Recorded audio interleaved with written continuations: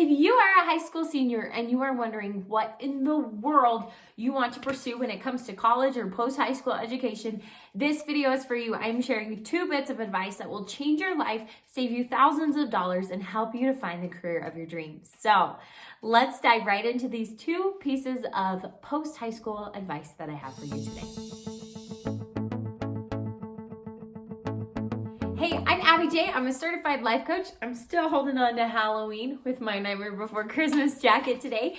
And I am so passionate about helping teens figure out what they want to do after high school because so many people get stuck here. And I've seen so many people now my age that have wasted years and years and years in college, thousands and thousands of dollars, and then discover at the end of that that's not even what they want to do. Okay, that's a rough discovery. It's an okay one. It's totally fine. It can happen to all of us. But I would suggest to you that we do a slightly different path. So here's my advice to you. If you are figuring out what you want to do with your life and your career after high school, and you're contemplating college or a secondary school, I want you to get out a piece of paper and I want you to write down, what's the career that I dream of for the money? Because I think all of us have one of those in the back of our head that we're like, well, this is a job that I'm interested in and it could make me lots of money. It might be our most practical answer of what we want to do. Write that down, right? Because we need to put that down. It's a valid reason that it keeps coming back to you and you're like, maybe I want to do this, okay? So write down the job that you would do for practicality and money, okay? On the other side, I want you to write down the job that you would do, like job of your dreams. That's your passion, your passion project, your baby that you would do and you would think would be so fun. Now, I want you to take a look at those and see if there's any overlap. See if one's like a variation of the other, just see if there's a way to maybe morph the 2 of them into like what you're actually thinking about. Because if they kind of are aligned, then you're really close to figuring out what you want to do. Now, if they're on opposite scales of each other, don't even worry, because what we're going to do is we are going to take a look at the pros and cons of each one. Please check out my video on making decisions to see how I do a pros and cons list. Do your pros and cons, and then I want you to start pursuing your passion. That doesn't mean we throw out the practical career. But when it comes to those first steps in college of what we're going to pursue, we're going to go for a passion. The coolest thing is that we live in a world where you can monetize your passions. You could start a podcast based on how much you love a TV series and make money doing it.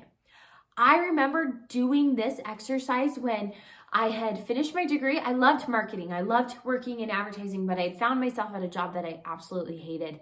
And I was like desperate to get out. And I remember thinking, do I want to run to another agency or do I want to pursue my passion? And I thought, well, what is my passion even, right? And I said, well, I love pianos, playing the piano. I love public speaking, and I don't know what else, probably just those 2 things. And I looked at that and I said, well, I would die to be a public speaker, but that's not a real job, right? That's what our brain tells us. That's not a real job. I would love to do that, but it's not a real job. And then I had this aha moment where I was like, but it is a real job for lots of people, right? And it might not be people I knew, but there are people out there in the world that are public speakers. And I thought, okay, I'm going to work on that because I've got one life to live and that's what I want to go for. And that's what kind of led me into life coaching and where I evolved today. So it's been a really awesome journey, but I want to encourage you to follow your passion.